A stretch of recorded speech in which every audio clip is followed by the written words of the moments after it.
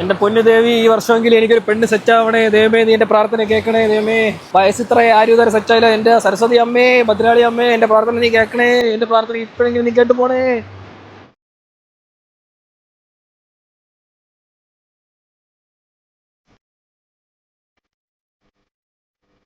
ദേവി, എന്റെ പ്രാർത്ഥന നീ കേൾക്കണേ ദേവി. ഇപ്പൊ ഞാൻ പ്രാർത്ഥിച്ചിട്ട് വന്നേ ഉള്ളൂ ദൈവമേ. ഇത്ര മുമ്പിൽ എന്റെ വണ്ടി വന്നിരിക്കുമെന്ന് ഞാൻ അറിഞ്ഞില്ല. കുറെ നാളായി എനിക്ക് പെണ്ണ് സെറ്റായിട്ട്, ഇതുവരെ ഒന്നും സെറ്റായില്ല ദേവി. നീ ആയിട്ടൊരു വഴി കാണിച്ചു തരണേ ദേവി. പിന്നെന്താ, ആ വഴി പോയാൽ കുറച്ച് കാര്യങ്ങൾ ഇങ്ങനെ പറയണമെന്നുണ്ട്. എനിക്ക് ആരും സെറ്റാവണല്ലോ ദേവി. ദേവിയായിട്ടൊരു വഴി കാണിച്ചു ദേവി. ഞാൻ ഇപ്പോൾ അമ്പലത്തിൽ പ്രാർത്ഥിച്ചതേ ഉള്ളൂ. അപ്പൊ ഇത്ര പെട്ടെന്ന് എന്റെ മുമ്പിൽ പ്രത്യക്ഷപ്പെടുമെന്ന് ഞാൻ അറിഞ്ഞില്ല ദേവി. ഉറപ്പായിട്ടും ഒരാൾ സെറ്റ് ആവുന്നതായിരിക്കും. ഈ ആണ്ടിലെങ്കിലും എനിക്ക് പെണ്ണ് കിട്ടുമോ ദേവി? ഉടനെ കിട്ടുന്നതായിരിക്കും. മറ്റേ ദേവിയുടെ ആരാണ്? സഹോദരിയാണോ? വകയിലൊരു ബന്ധുവായിട്ട് വരും. ആ, ഇത്ര നാളെ ഈ ദേവലോകത്തൊക്കെ പോയിട്ട് 2 ദിവസമായി. 2 ദിവസമായി. ഇവിടെ എന്ത് പരിപാടിക്ക് വന്നാ? ഇവിടെ കുറച്ച് ഫോട്ടോസ് ഒക്കെ എടുക്കാന്ന് പറഞ്ഞ അവിടെ നിന്ന് വന്ന അവിടെ എടുത്തെടുത്ത് മടുത്തു. എന്ത് ഷൂട്ടായിട്ട് വന്നാ? ഞങ്ങളിവിടെ ജസ്റ്റ് ഫോട്ടോഷൂട്ട്, നവരാത്രി സ്ഥലം എവിടാ?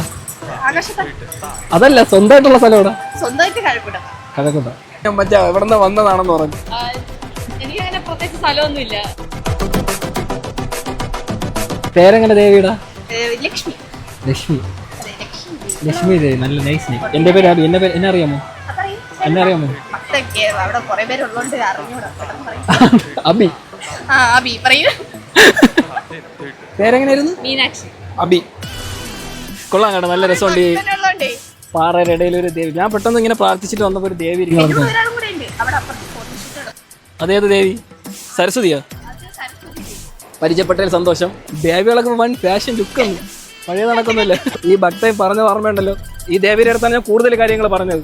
ഞാൻ സാധിച്ചു തന്നിരിക്കും. തരണം. സരസ്വതി ദേവിയാണോ സത്യം? Bye bye.